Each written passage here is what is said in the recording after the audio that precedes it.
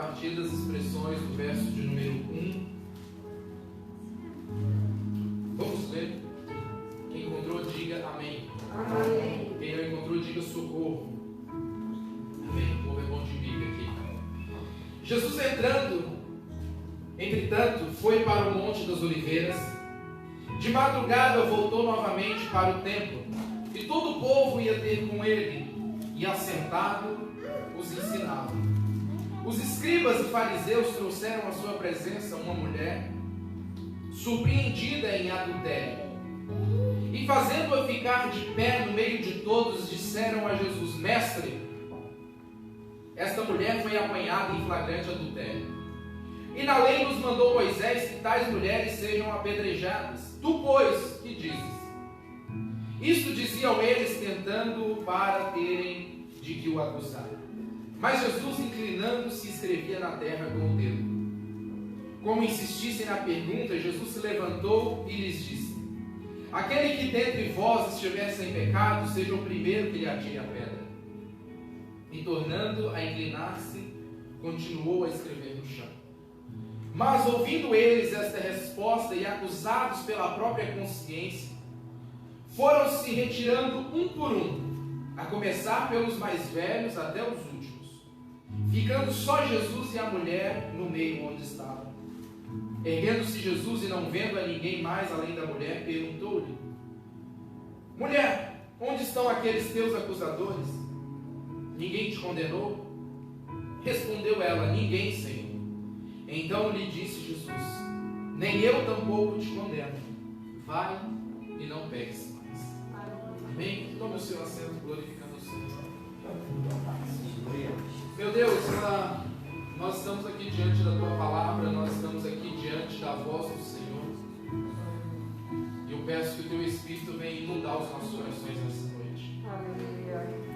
Manifesta o Teu poder, a Tua graça, manifesta a face do Senhor sobre nós nessa noite.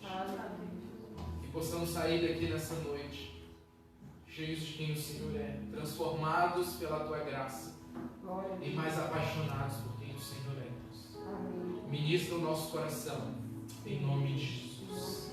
Em nome de Jesus. Aleluia. Nós vamos ver ao longo dos evangelhos de Jesus várias pessoas que cruzaram o caminho de Jesus e tiveram suas vidas transformadas. E eu não estou falando aqui apenas de homens que deixaram seus nomes marcados na história da Bíblia, como Pedro, João, Paulo, né? Por mais que Paulo não caminhou diretamente com Jesus, mas o seu nome ficou marcado por causa de um encontro que ele teve com Jesus quando ele estava a caminho de Damasco, lá em Atos capítulo de número 9. Mas nós temos o registro de várias pessoas que tiveram as suas vidas transformadas e os seus nomes ficaram gravados, e nós até hoje, depois de 2000 anos, nós lembramos dessas pessoas.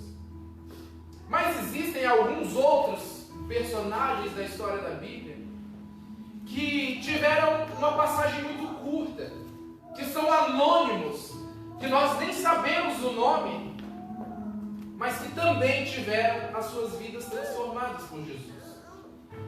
Nós vamos ver a história, por exemplo, de Simão Cirineu, que tem pouco mais de 5 linhas na Bíblia falando sobre o momento que ele encontrou com Jesus e ajudou Jesus a carregar a cruz e teve também a sua vida transformada. A viúva de Naim, nós temos poucas palavras falando sobre a história daquela mulher que perdeu o marido, depois perde o seu único filho e está entristecida porque está indo enterrar o seu filho, mas que também a sua vida é transformada por causa desse encontro que teve com Jesus. E essa mulher que nós lemos aqui no capítulo de número 8 é mais um desses personagens que cruzaram o caminho de Jesus e teve a sua vida transformada, que a gente nem sabe o nome. Me fala, qual é o nome dessa mulher? Nós conhecemos ela como uma mulher adúltera. Nós nem sabemos o nome dessa mulher. Mas essa mulher teve um encontro tão profundo com Jesus que com certeza a sua vida nunca mais foi a mesma. Isso também serve para nós nos nossos dias. Nós temos grandes homens da mídia, grandes homens que têm os seus nomes nos holofotes, que tiveram as suas vidas transformadas e que nós sabemos o nome. Mas nós também temos as Marias, os Joãos, os Pedros, as Carlas, os Vinícius, não sei, né? Eu estou citando vários nomes, que ninguém muitas vezes conhece, mas que também teve a sua vida transformada com Jesus. Porque isso é um fato.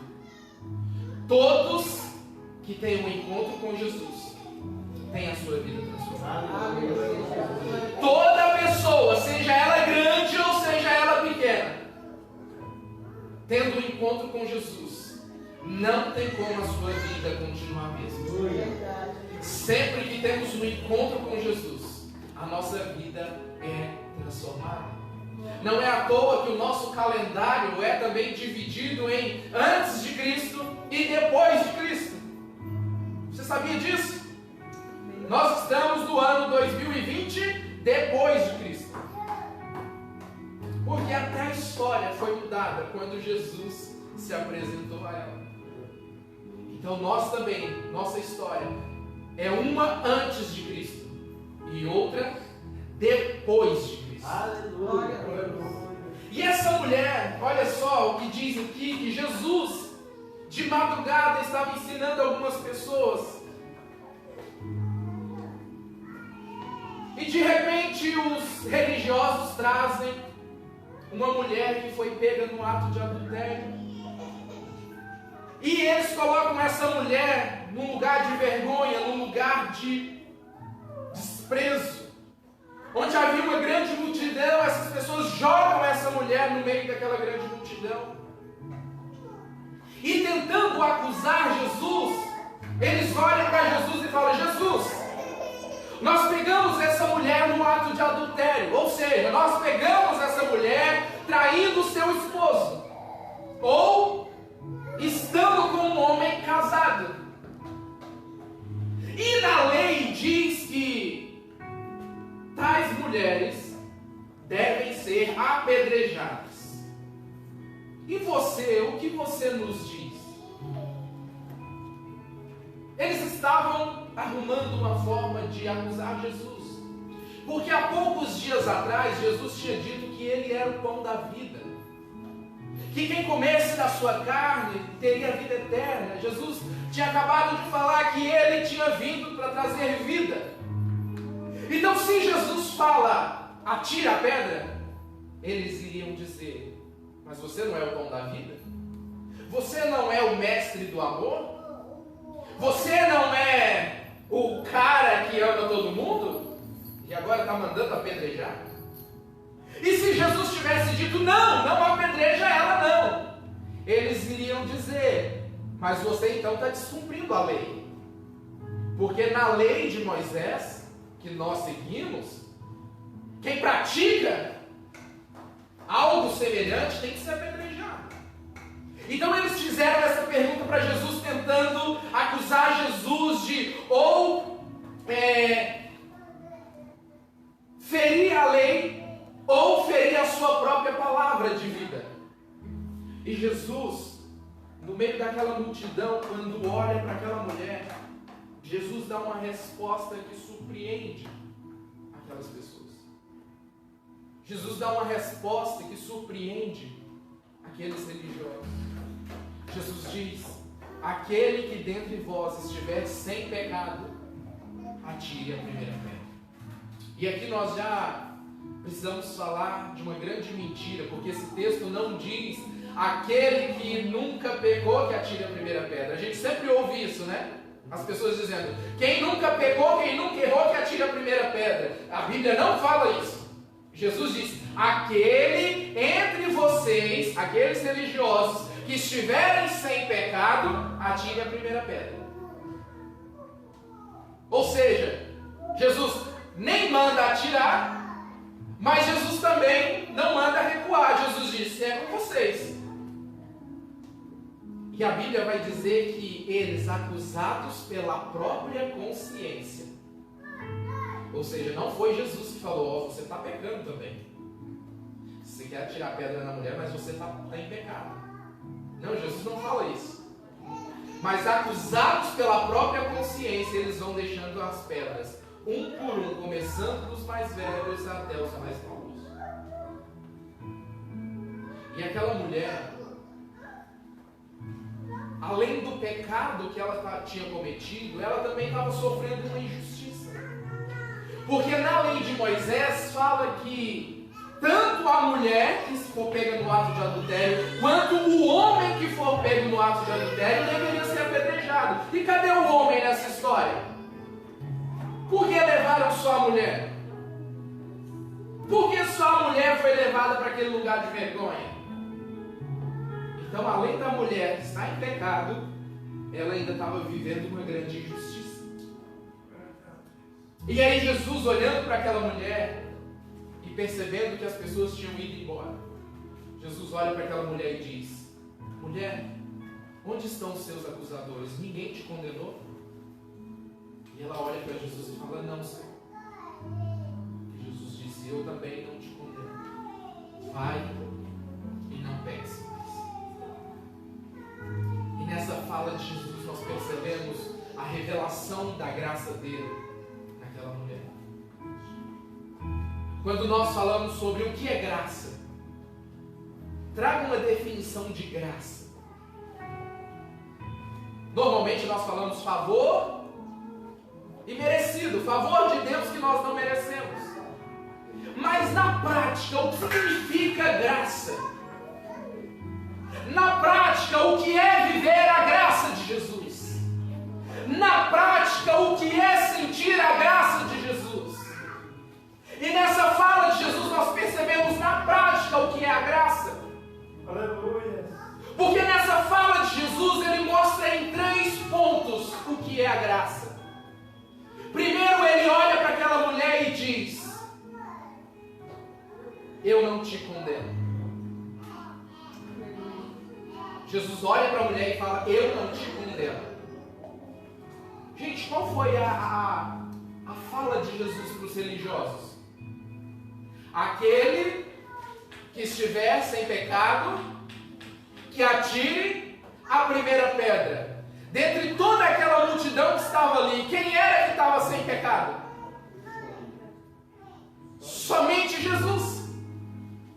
Ou seja, pela fala dele, somente ele poderia atirar a pedra naquela mulher. Porque ele era sem defeito, ele era sem pecado, ele estava limpo, ele estava puro. Então ele era o único que poderia atirar a pedra naquela mulher. Então ele olha para a mulher e diz: eu também não te condeno. Aleluia. E quando Jesus fala eu também não te condeno, ele revela a graça dele por meio da misericórdia. Aleluia. Você sabe qual é a diferença entre graça e misericórdia? É que graça é um presente que nós ganhamos que nós não merecemos. Misericórdia é nós não recebermos o que nós merecemos. O que aquela mulher merecia?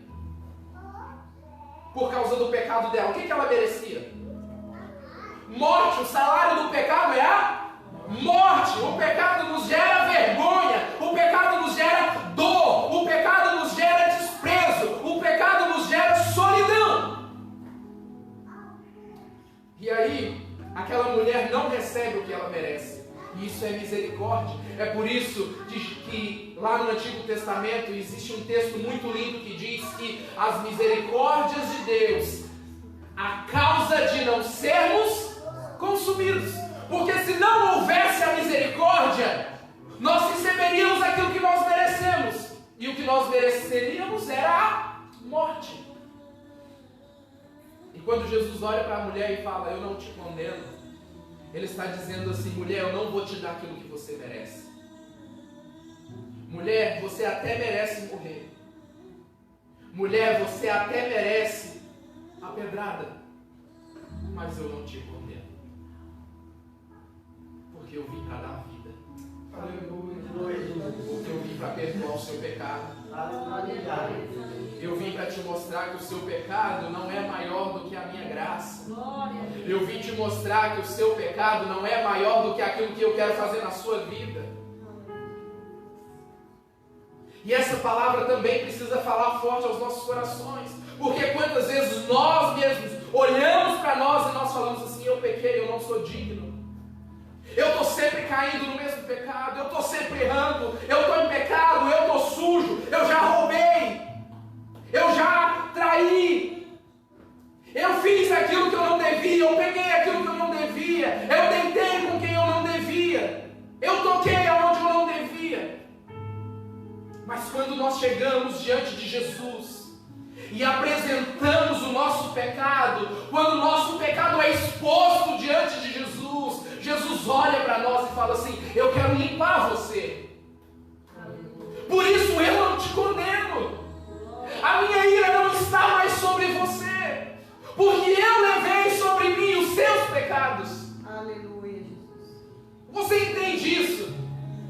Você entende que nós não recebemos a dura ira e justiça de Deus, porque o próprio Jesus pagou o preço por mim e por você? Você já parou para pensar que a única coisa que nós merecemos de fato é o inferno? Sim, é isso que nós merecemos por causa do nosso pecado, por causa do nosso delito.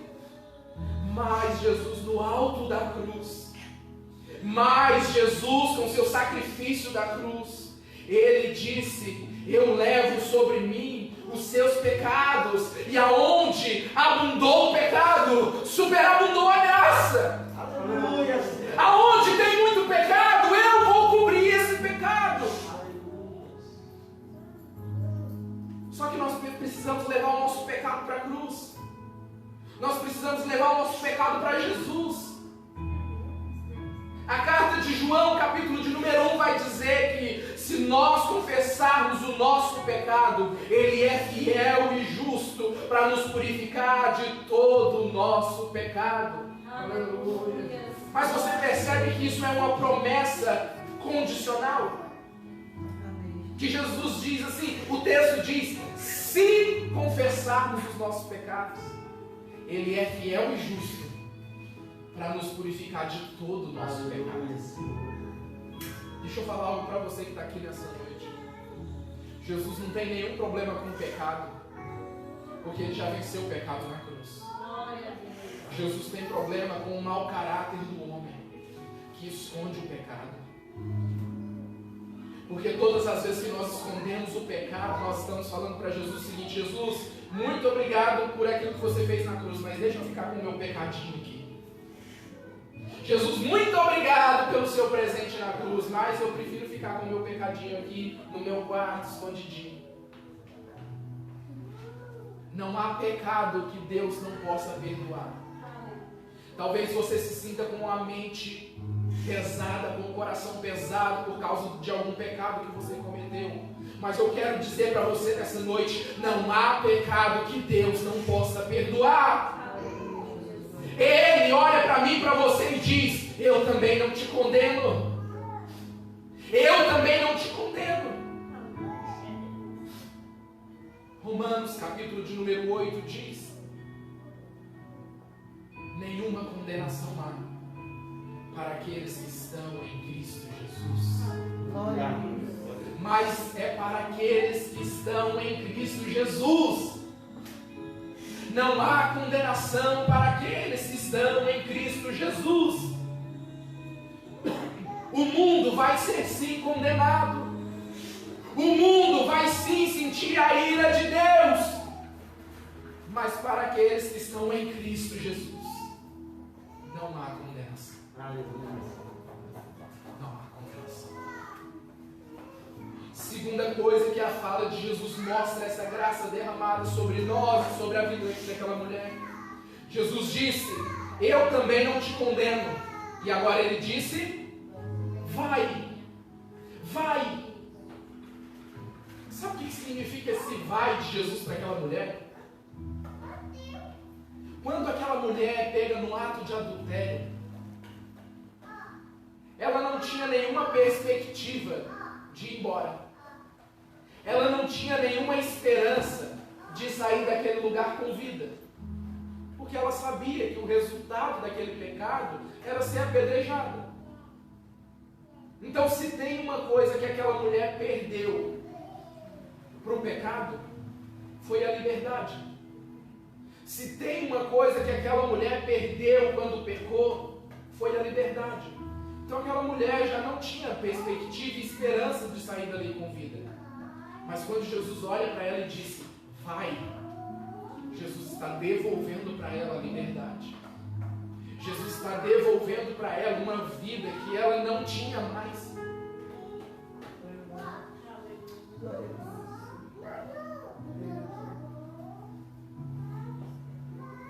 Sabe, gente, eu tenho ficado muito preocupado nesses dias, nesses últimos dias.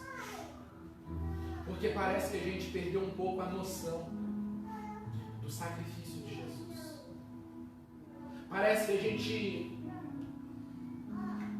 não se sente mais gratos pelo sacrifício de Jesus. Quando nós falamos do sacrifício de Jesus, o que Jesus fez na cruz por nós, eu percebo o tamanho da indiferença de muita gente. Quando nós pensamos no sacrifício de Jesus, nós deveríamos, no mínimo, nos lançar no chão e dizer, obrigado, Jesus, porque você fez aquilo que eu não poderia fazer. Você chorou a lágrima que era minha. Você sofreu a dor que era minha. Parece que a gente perdeu um pouco da sensibilidade de entender que o que Jesus fez na cruz foi para nos tirar de sofrimento eterno.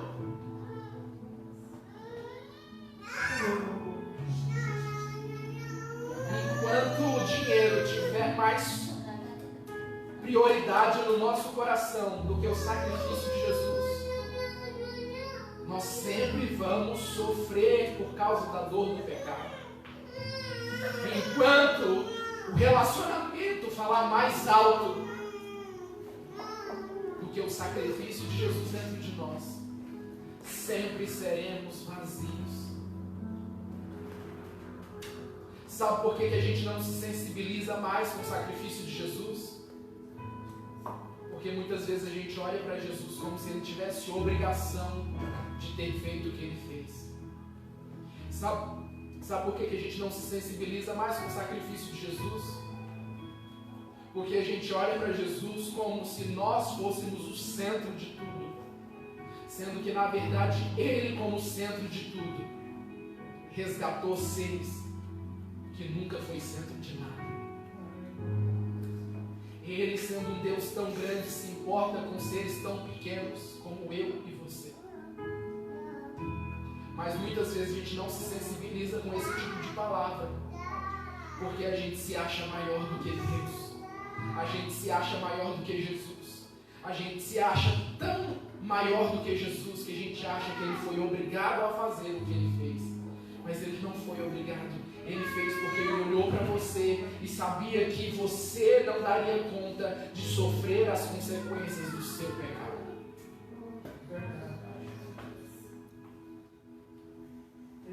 Quando Jesus olha para aquela mulher e disse, vai, ele estava cumprindo exatamente o que o sacrifício da cruz representa. Liberdade. Liberdade.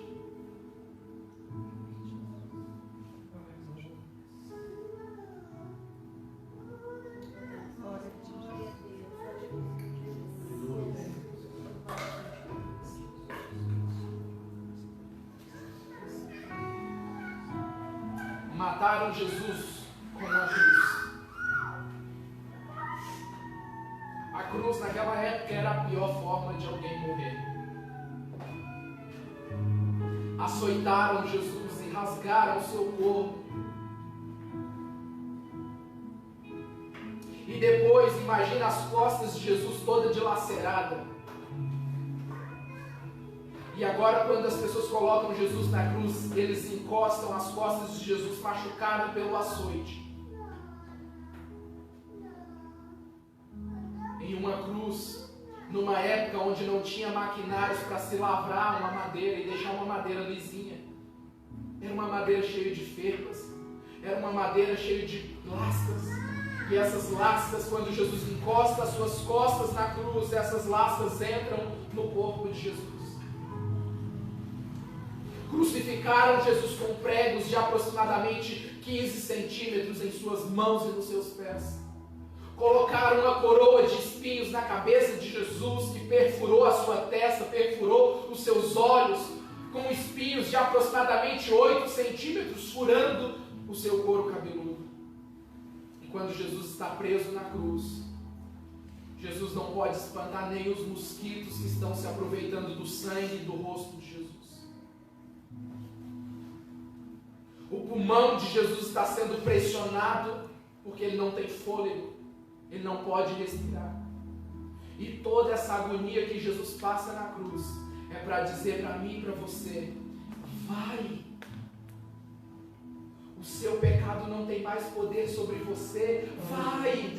Glória a Deus, aleluia. O pecado não te domina mais. Vai! O pecado não te condena mais. Vai! Aleluia. Vai! Você é livre! Você é livre! Aquele sacrifício da cruz foi um brado de Jesus para dizer que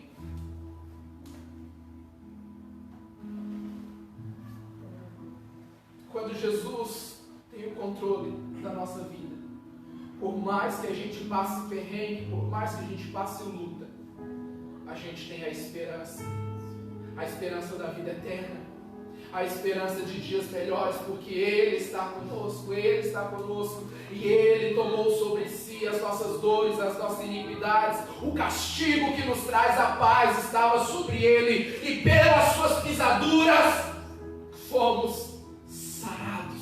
Glória a Deus. É isso que significa aquele vai de Jesus. Deus tem falado no meu coração que tem muita gente se desviando da fé.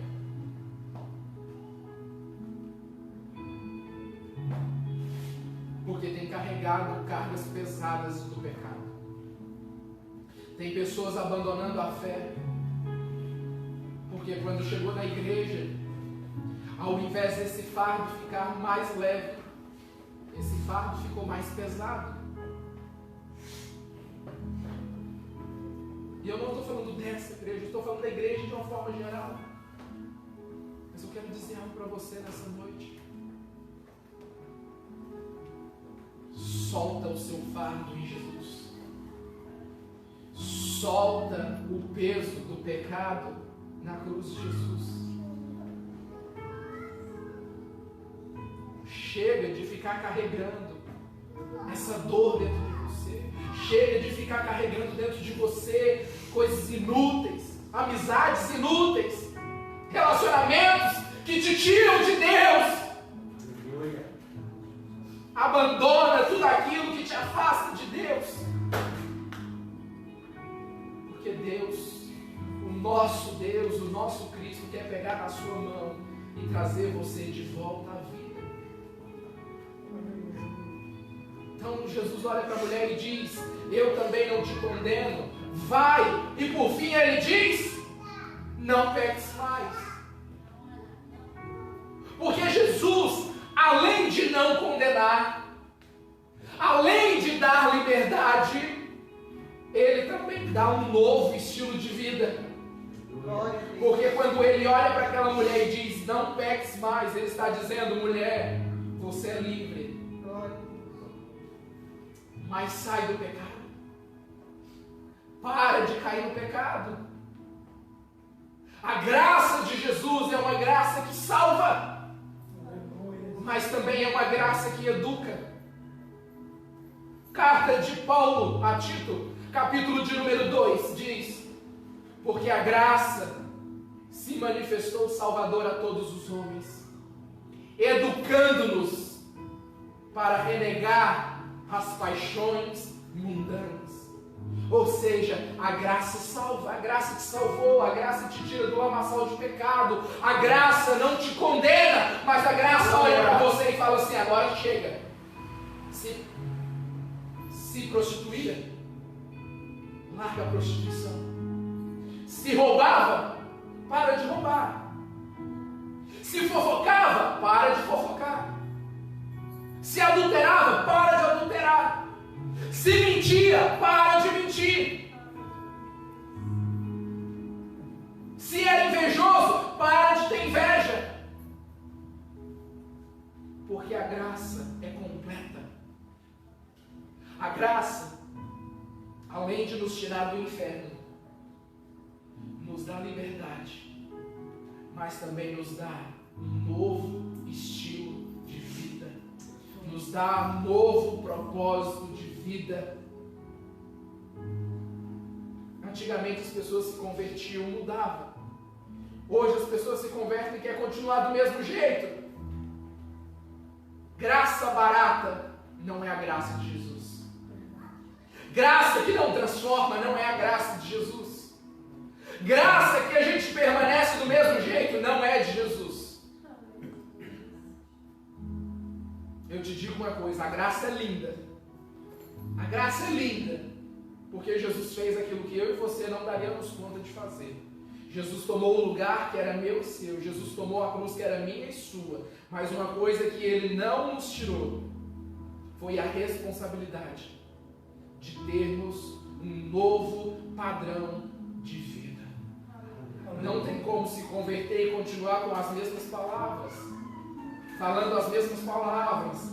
Não há como se converter e continuar com o mesmo ciclo de amizade. Não há como se converter e continuar nas mesmas práticas pecaminosas. Tem que ser diferente. Aleluia. Glória a Deus. Eu vou repetir isso. Tem que ser diferente. Amém. Não adianta só vir na igreja, não adianta só vir cantar, não adianta só vir pregar, não adianta vir fazer parte dos projetos da igreja, se não houver transformação de dentro para fora, do coração para fora. E a transformação, ela necessita de renúncia. Aleluia. Renúncia do pecado. E eu quero perguntar para você, para a gente encerrar. O que há dentro de você que ainda precisa ser renunciado? O que há no seu coração e na sua mente que o Espírito Santo tem ministrado e falado para você? Você precisa abandonar isso daí.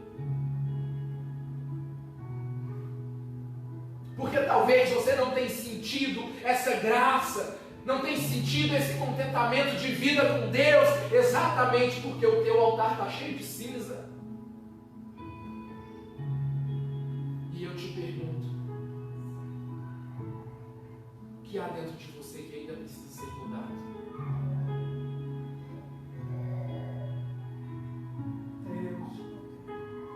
Existe uma canção antiga. Eu estou na igreja há muitos anos. Me converti em 1995. E a gente cantava uma música. Porque tudo que há dentro